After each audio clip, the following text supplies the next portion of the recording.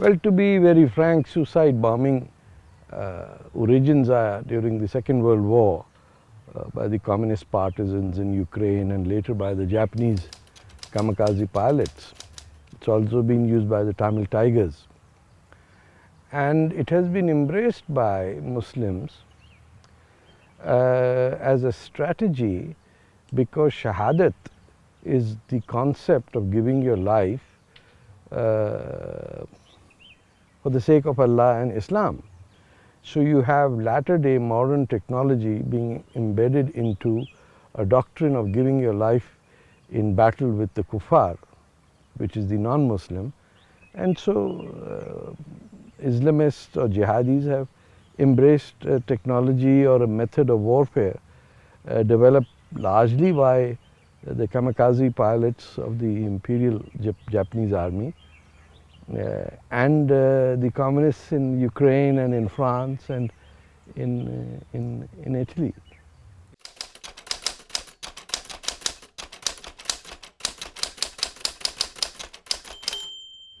Well, as far as Sharia is concerned, which is Islamic written tradition based on the sayings of the Prophet, his life, which is the Sirah of Prophet Muhammad, and to some degree even the Quran, which is Sharia would be about 5% would be the Quran. There is a 3-point plan that is authorized to a Muslim ruler, which says that the first you invite your neighboring state to accept Islam as the religion. The closest I can tell you is that the rulers of Oman got a letter from Prophet Muhammad, and that's how Sultanate of Oman became Muslim. If enemy or the kuffar or the Zoroastrian or the Hindu or the Jewish, the ruler refuses to convert, then Muslims are asked that he should be told that we will protect you if you pay taxation, which is called the jizya, which I'm playing the devil's advocate, which Muslims say that is the cost of protecting you from your annihilation or your destruction. If they don't, then there is a subclause. Are you strong enough to conquer them? If not, wait for your time. If you do and they have rejected your acceptance, your invitation to Islam, and have rejected an offer to provide you protection, then it is fair game to launch an attack. And in that attack, if you conquer prisoners, the men become slaves.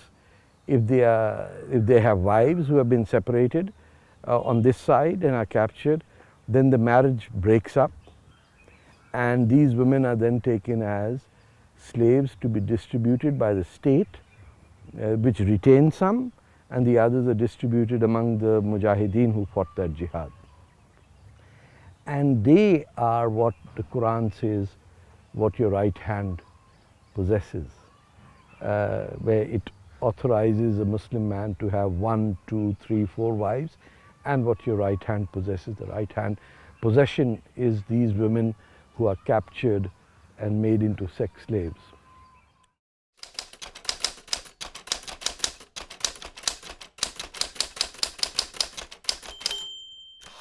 Well, it is our belief as Muslims that we are the ultimate and the last word of God, and that ours is the ultimate truth.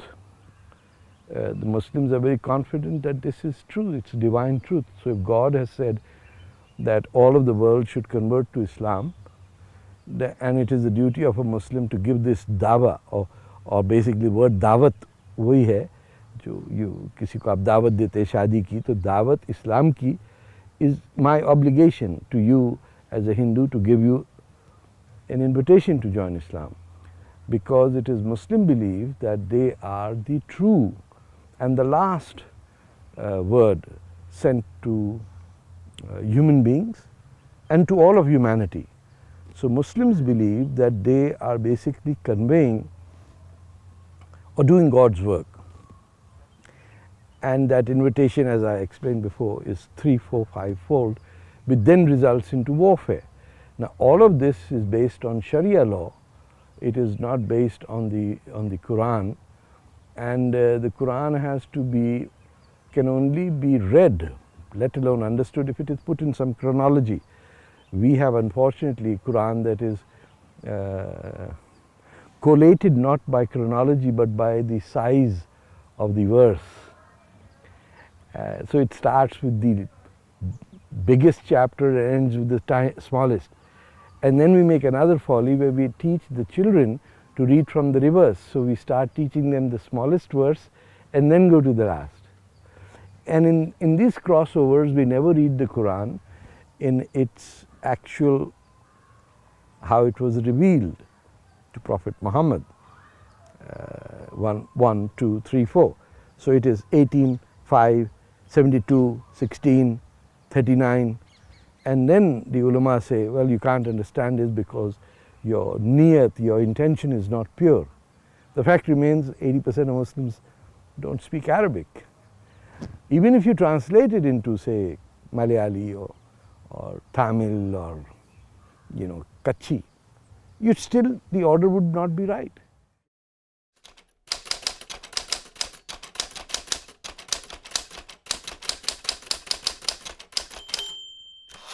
Well, the aggressors to themselves. Why?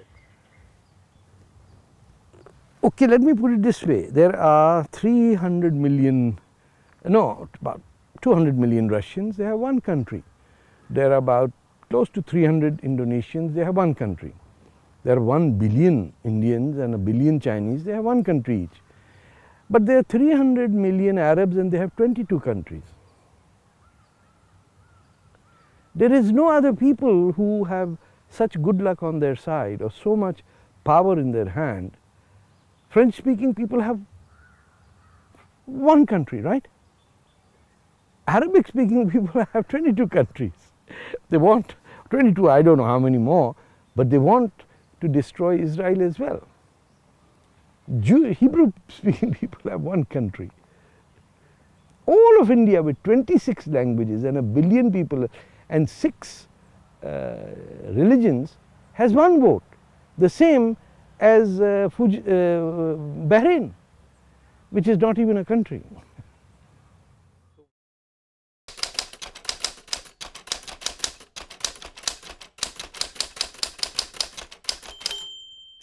The Holy Book had nothing to do with Arabia or countries. The Holy Book is a moral compass, how to run your life.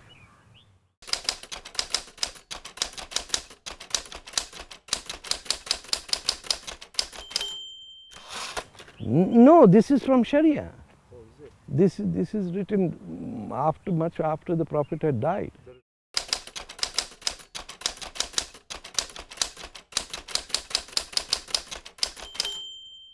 Well, in this form it has not been described. This is the pagan way of worship. Doing 7 pheras is a Hindu ritual, except Muslims have now turned it into counterclockwise. So pheras are the same. You have the lingam, we have the yoni. We kiss it every time we pass it.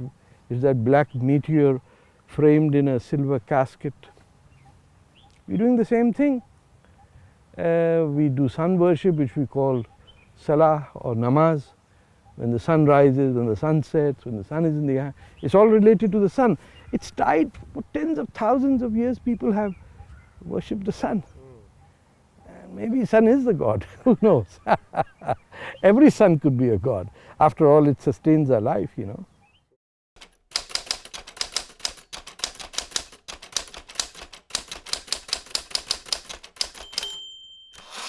That too, God is manifest in many ways. It is manifested in this grass, in the air, in our blood.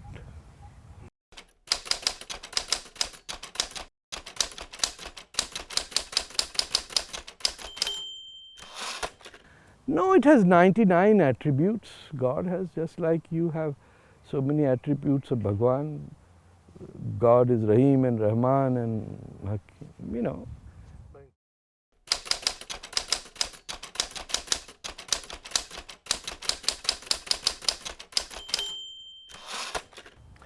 I think the problem with the Imams of Kerala is twofold. One is they've lost their identity and have become slaves of the Arabs. So they dress like the Arabs, they emulate Pakistan, they think of them as separate. The Mopella revolt is an indication of how they relate to things. So Gandhiji wanted to use Khilafat movement to throw out the British. They thought it was a call to kill Hindus, so they killed tens of thousands of Hindus in 1921, I think. So it tells you that there's an identity crisis.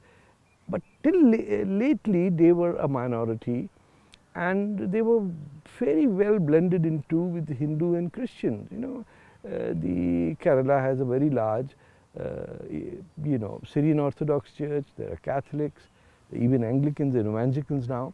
They were all, you couldn't distinguish, you know, Nambudripad from some Sheikh Kuti at hand.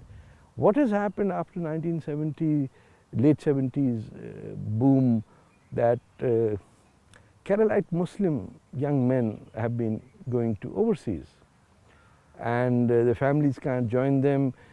But the families have become richer, so the women don't have to work. If they don't have to work, they stay at home. They have to stay at home. They could be up to some hanky-panky, so the husband put them in burqas. So now you suddenly have a burqa. So suddenly now you have Kerala Malayali Muslims not naming their kids anytime with a Malayali name. Now you have Arabic names, and the Imams are dressed up like Arab mullahs. They look very funny because the Arabs laugh at them, rightfully so. Everyone looks good in his own attire.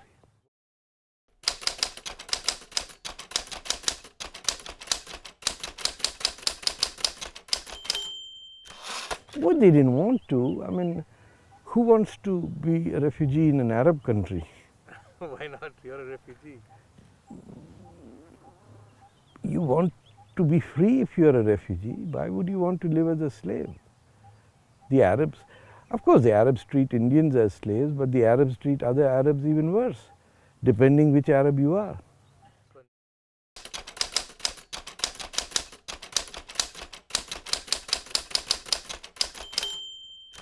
Of course it is, because non-Muslim countries are democracies and Muslim countries are autocracies, which is in total contradiction to what is the basis of an Islamic state, which is Pakistan. That is why Pakistan was created, because you are not supposed to live in a state where there is a non-Muslim majority.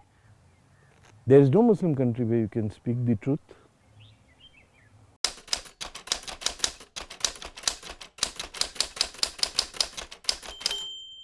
Well, who wants to look at the mirror if you have a big pimple on your face?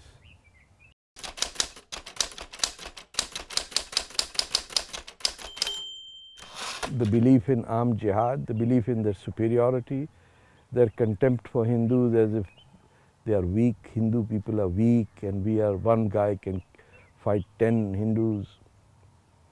Hindus think the Muslims are melchas. You know, there's the whole, after 800 years of occupation and Muslim minority rule over Hindu, it will take time for this to settle, but it has been complicated by the fact that there is a Pakistan.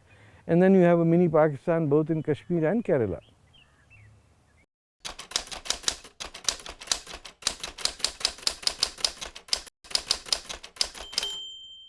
No, most of the radicals are coming from Western educated universities.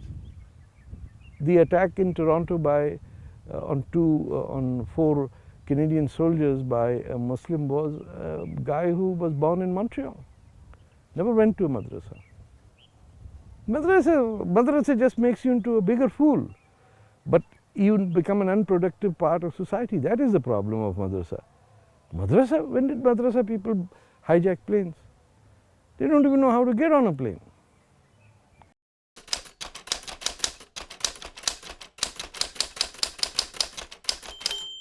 Who told you that? At least in Hinduism we have.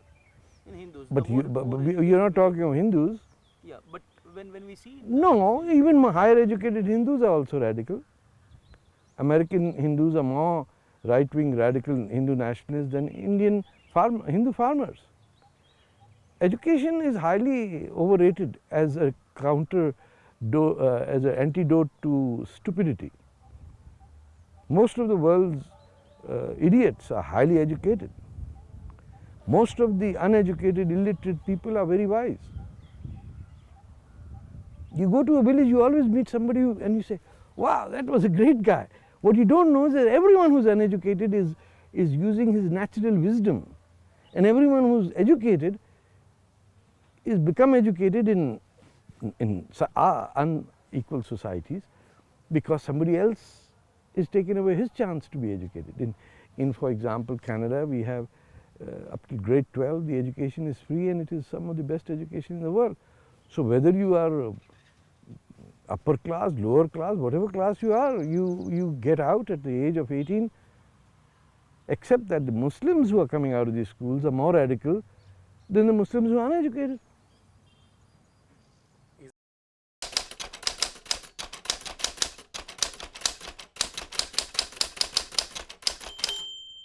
Well, it's a question of race. The Arab is considered to be superior than non-Arab, and people, if they are listening to this, they will say, no, Muhammad said there's no difference between black and white and all that. Yeah, sure, he said that and then he died.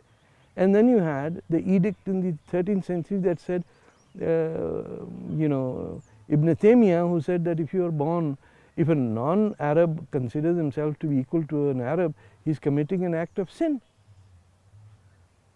What difference does it make what Prophet Muhammad said when you don't even follow it? Here's the thing, what if every Muslim young man in Kerala wants to follow the example of Prophet Muhammad? Let me give him a recipe. When he's 24 years old, he should offer to marry, every Muslim should first marry a 40-year-old, twice divorced woman.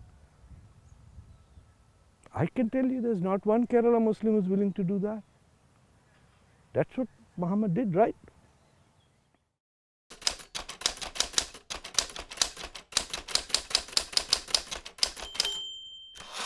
I would like to, but those who are saying they are following Muhammad but come to from Saudi Arabia to India to marry 12-year-old girls for 1 month and go away, they are not following Muhammad.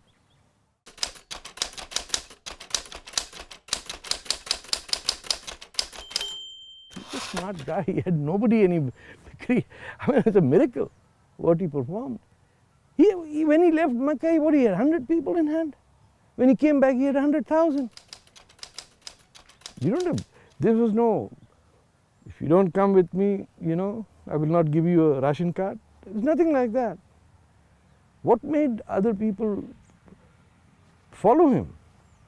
But we got to start earlier. What made people become Muslim? There was no Quran, and people were becoming Muslim. Oh, Muhammad did not write Quran. No, I'm saying much before the Quran was revealed, people had become Muslim. So how did they become Muslim? There was no Quran, there's no Sharia, nothing is written. So the question becomes, what exactly did these people believe in? What they believe in is the unity of God.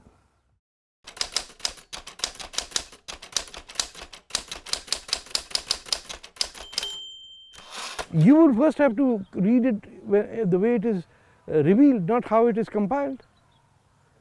Which book have you read where chapter 32 comes before chapter 15? And then goes to 72, then goes to 12. Can you read such a book? You have to understand Islam. The Islam that came out of the Umayyad dynasty was a creation of the enemies of Prophet Muhammad, which is the Abu Sufyan and his son Muawiyah, who created. They are the ones who broke away from the caliphate to form their own country after they got Damascus and Syria, and they've just found that so charming, the women so lovely, that after many decades none of the caliphs had Arab wives. They would have Persian or Greeks because it was Greek Orthodox territory. So the Umayyad dynasty had very little to do with Islam, and they are the ones who wrote the rule book, the Sharia.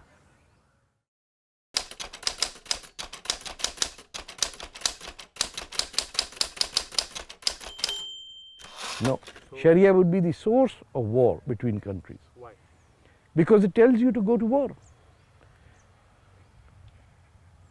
Your own Indian Barelvis and others consider Shias to be Jews.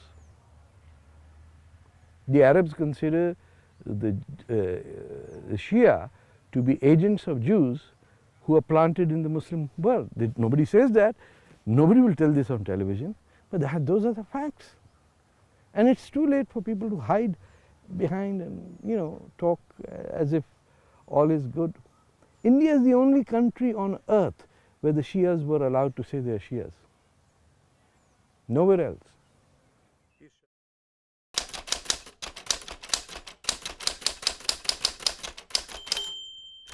Very dangerous. Very dangerous. In what way? It permits for polygamy. It permits for divorce. It permits for child marriage.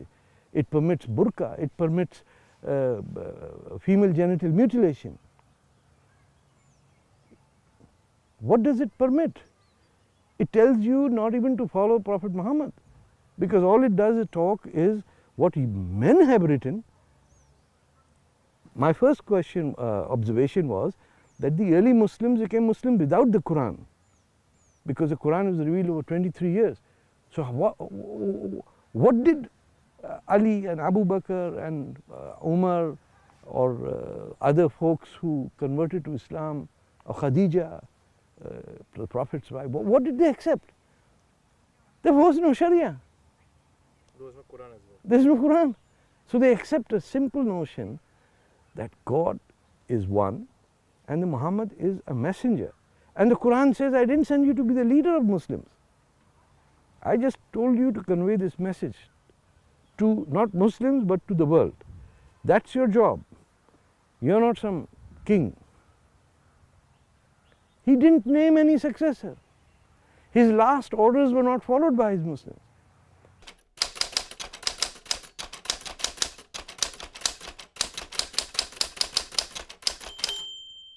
Yeah, there are, because they know nothing about him. It's like they've almost reduced the Prophet Muhammad to hero worship of a soccer team. Exactly. Like hooligans in London, they go riot if Kamlesh Tiwari says something. If Kamlesh Tiwari says something wrong about the Prophet, does it make the Prophet bad? Unless that is true, if M.F. Hussain is thrown out of India, that was the first mistake. Second mistake is Kamlesh Tiwari is in jail. Both are wrong. Is there no place for nationalism in Quran? No. What national? There isn't a nation. The Arabs were not a people. It's not as if there was a Gupta dynasty and there was a king. There was no ruler. It's the only part in the 7th century where there is no king, there is no ruler, no crown prince, no government, no law. It's a trading route where frankincense was taken from Yemen, load up in Mecca, drink the water, then head on to the Roman Empire where it was traded like gold. So that's the importance of Mecca and Medina, because they were on the trade route of the frankincense trail. The lubam, jo hum jalate hain, that's what it was. That was like gold. And some came to India, the same Aden ports, Socorro, Soroko, whatever that island is called, wahan se they would come to Malabar coast.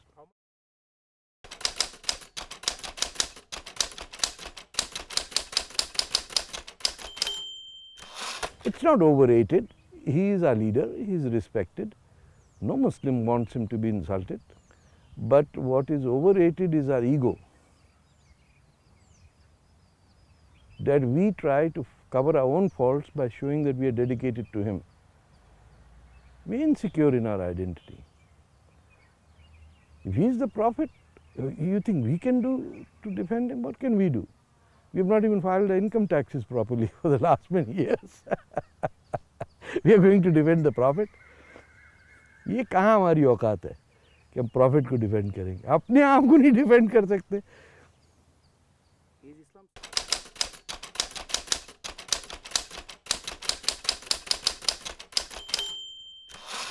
Is Islam Islamism is, yeah. Iqbal said, talked of Arab imperialism. Of course it is. Any ideology that talks of supremacy of one people over the other is imperialism.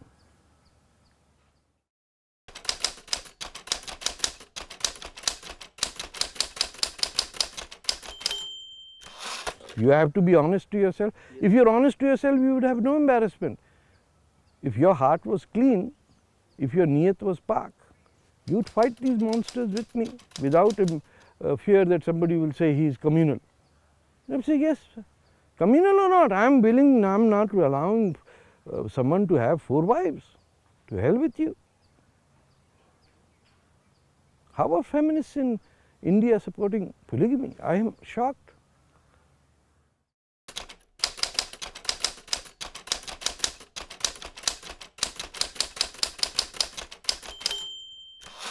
I don't care.